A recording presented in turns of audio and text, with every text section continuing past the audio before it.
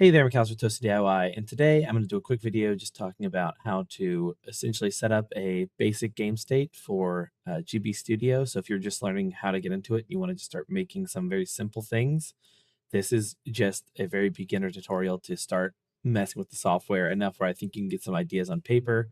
Maybe not anything full or finished yet, and I don't know how to do health bars or anything like that yet, but this will at least get you, a map with collisions that you can walk around, a sprite and how to replace them with ones you find online, and then how to add like a new scene and go to it. So at least you can make a guy who can walk around a map. That's what we can do with people you can talk to. If that's a finished game to you, then it could be a finished game. But in theory, this would be something that you could flash on something and have made a Game Boy game. So let's look at what we got to start, and then I'll teach you how to do pretty much all these little things. So once you hit play in the top right of GB Studio on any file, it'll load up whatever you have that's set up to be the game, starting usually with scene one. So here we go. We have a little guy. We can walk around the map automatically. We can talk to this guy, and we can go inside of our house. And you'll see I can't walk through the fence. And you can go into the house and boom, but we can walk through everything in the house, and not everything we want to be able to walk through. So we can't go through the walls, but let's talk about how to make this house better. So when we have our scenes here, you can see you can kind of hover over and manipulate them slightly. These little lines here show where you're entering and exit from the scene from, which we'll get into here in a moment. But let's talk about how to make something not walkable, like collisioned. So if we want to say, for instance, the table shouldn't be walked through, but we want to be able to get onto the chairs, we can hit this little wall button, and this means this can be added as a collision. So I paint out what I don't want. I don't want you to walk onto the bag. Maybe I don't want you to walk on these boxes here, so I'll paint them out. I don't want you to walk on this plant, and notice it goes over it, but everything that your character walks on is essentially like a little tile. So I just want to walk on these tiles. And I'll mark these out, and boom. Now, if I were to play and go in the scene, I couldn't walk through these things. But let's say we want to make a new scene, right? And we want to have our character be able to leave through this obvious little path area on the right.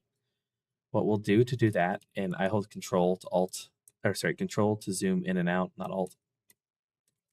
We're going to want to add a new scene. So if I want to go to a new one, what I'm going to have to do is add a scene.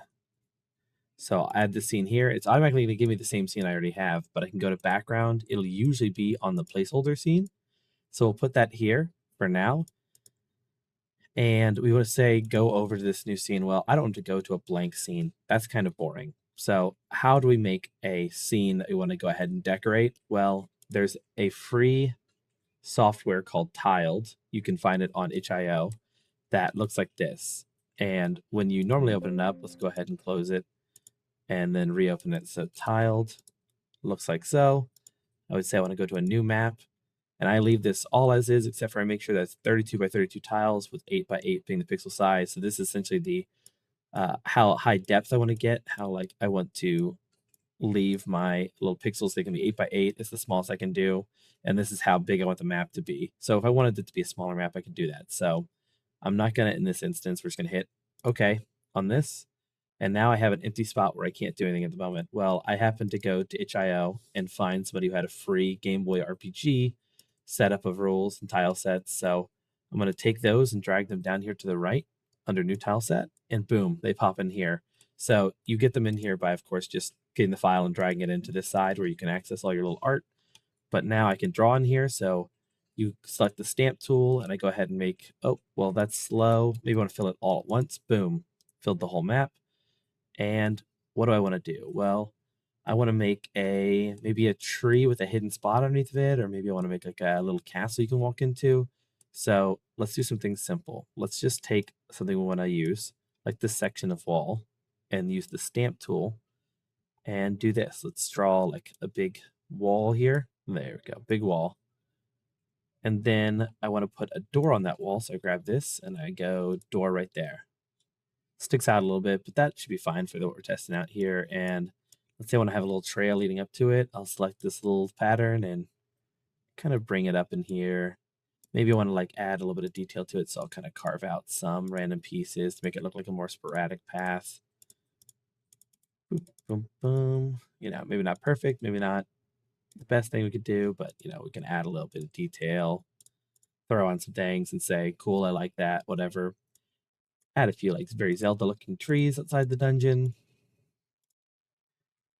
And then maybe some decoration like a sword on the ground or maybe a sword on the wall, which we can do by adding a new tile layer. Boom. And now we can put things on top of things without like wiping them. So, oh, cool, little sword dungeon. Maybe you want to have a shield next to that. However you want to do it, you can figure out what you like, what you don't like. But I think this is good enough for now. If I like this, I would just do file. And then I make sure to export as image. We want a PNG. And we'll make sure that it goes into our game file. So this game, they're under documents. And this game's called Arcadia here. I'd go to assets and backgrounds. And then I'd call this dungeon entrance. And I hit export. So now I return back to this. In scene 3, I have dungeon entrance. Look at that. Just as easy. But I can't get here. If you notice, there's no line between these. Like, look at this one. This one shows that I come in and I leave from here. So to leave the map, I'm going to need a trigger, which you make by hitting here and trigger. And boom, there I would make my little trigger and I would then select it. I already have one here, so I'm going to select the trigger I already made. And I'm going to add an event. So you can make anything happen when you step on a trigger. All of these things are things you can make happen when you step on it. So I could have it save data, game data save. If I do this, okay, cool. That's what that trigger does. I can make it, really just look at any of these. You can do all sorts of things. Set a timer that starts. So if it's like a little area like that, but we want to do a scene transition. So we go to scene, change scene, and we'll see it gives us this little line. This is how we decide where we start. We're going to start right here. We're stepping like a tile off of it because usually you always want to be able to go backwards. So we'll add a trigger right here on this side that returns us back to the other scene. Add scene, change scene, and we select scene 1. And then we'll set this trigger right here. So this is our way to go back and forth. And that is as simple as said, as simple as done. Now, of course, we didn't paint any collisions on this. So we don't want to be able to walk through the trees. So let's make the trees unwalkable. They block you off. We don't want them to go through the wall at this place. So we block off the whole wall. You can do the top side too, but since your character is 2 tiles tall, technically only one side should be good enough. You can do just the outsides of these if you want to. It's up to you. Maybe you want to be able to walk behind the tree. I don't know how that layer looks on that if you end up walking over top of it, but I believe you do. So I think it's best to just go ahead and block the whole thing. But at this point, we should be able to hit play and give it a moment. We can now be a little adventurer, heading down, talking to this fine gentleman. Tells us we stink. That's fine. We hit the trigger, and oh no, we're a weird looking arrow for some reason. Well, that would be fine if we wanted to be an arrow. We don't want to be one. So what happened? Well, when we arrive on the scene, we can see here that on the scene, the player sprite sheet is set as actor animated. We want to be this one that I've called actor that I've made that then gives us the actual skin of the character that I want to use. So now if we relaunch, when I travel to the new scene, the correct actor. Look at that. Actor is essentially the name for any, I think, movable character or really anybody with any sort of behaviors that aren't just a wall. It's going to be an actor. If it's a button, it's probably an actor because you want to have a state of open and closed or on and off. This would be an actor or an NPC, but your character is definitely one. So we have that set up. And let's say you did want to make a little guy here, like a person such as this that talks to you. You can add, guess what? An actor. So we want to add somebody to the front of the dungeon. And there's that actor anime we made from earlier. But the only option we have right now is this guy. And I don't want to put him there again. So let's go ahead and make a new one. We can go up to the top and go to sprites. So what I'll do to make a sprite in this instance, because for the record, I'm not the best at this sort of software. This is actually just me getting into it. So I found ways to make things work. This is a giant sprite sheet that someone has made. You can find these the same way I found the RPG stuff.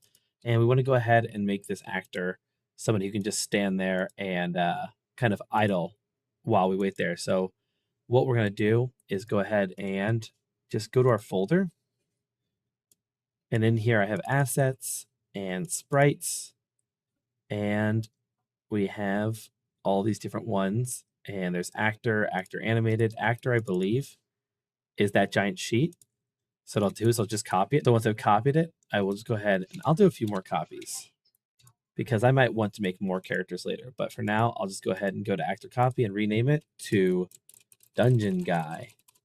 The guy who's going to stand outside the dungeon. And we'll see he has an idle up, down, moving right, and moving left. So because this guy's not going to walk, we don't need to add a moving up and down transition, but we'll go ahead and get an idle up, down, and right. And you may wonder why there's not a left. Because Game Boys only have so much memory, any walking left direction is just mirrored of walking right. So that way you only have to animate one direction, and then you just flip it to walk the other way. So for this tile set, I want to make sure that it's set for the right size, and then you'll select which sprite along this map you want to use. I think standing outside the dungeon should be maybe this dude, right? So I'll select by holding down left click, select his thing, and check. We're on idle right, so I probably want this one where he's faced to the right. And boom, he's placed in there. Idle up, this would be like if he's faced backwards away from the camera. And this will be idle down if he's faced down towards the player. Good, there's all those three. And he's called Dungeon Guy. So we can go back to the game world, click on this, change the guy to Dungeon Guy.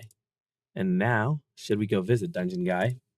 And look at that. He doesn't have any dialogue yet. Can't be interacted with. So let's go ahead and give him some dialogue. We'll click on him, and on interact, we want dialogue, display dialogue. And he'll say, "What are you doing here?" Or maybe, "Dangerous out here." Yep, simple as that. Now we'll go ahead and play again. All right, we talked to him. Dangerous out here. Now, if I talk to him this direction, notice he looks left. He can look right, but I sadly cannot talk to him from behind because I can't get over just even 1 pixel into his area to talk to him. But we've made a successful little area where we can go talk to someone. As for your main character, they're going to have a little bit more animations. You're kind of limited because of how GB Studio works on how many sprites you can have per page. On the actual actor himself, we do fill these in. And if you need to do like a walking animation, you have to do frames. So this is frame 1, which we set to, let's see, find his little animation string. So here's that guy. So we have down, up, right, walking 1 down, walking 2 down, walking 1 up, walking 2 up. And what you do is you just go to moving up, and you would select this one for the first one, and then you'd add a frame and then add the second one. And then it just repeats those 2 frames whenever he's walking up, and when he stops, it goes to idle up. So it ends up making a full movement setup. But you'll notice down here it says unique. This is the number of unique tiles. If you want to have more unique things in a scene, you'd need to have less of these. So you're in danger if this is 17 and you're only allowed, let's say, 32 unique things. If you have 5 enemies on screen, you will cause the game to bug out and it won't be able to load because the Game Boy is very short on memory. So if you want to have more stuff, you might need a more simple character who doesn't have a lot of animation when he moves. But your main character, you probably want them to have some animation. But then you start adding other things, it can get a little overcrowded and cause scenes to break down. So be careful on adding too much. There was limits back then, and there still are limits now to what it can handle, at least when you're trying to use GB Studio, because it is trying to emulate the old constraints as well. So you just have to find tricks to get around it, like maybe having a scene transition, like this is scene 1 with this guy, but if I wanted to have a fight scene here with a bunch of other things, maybe I turn him into not an actor and just a picture I paint onto the background. But it looks like he's there, but I make it where you can't get to him to find out that he's not really real.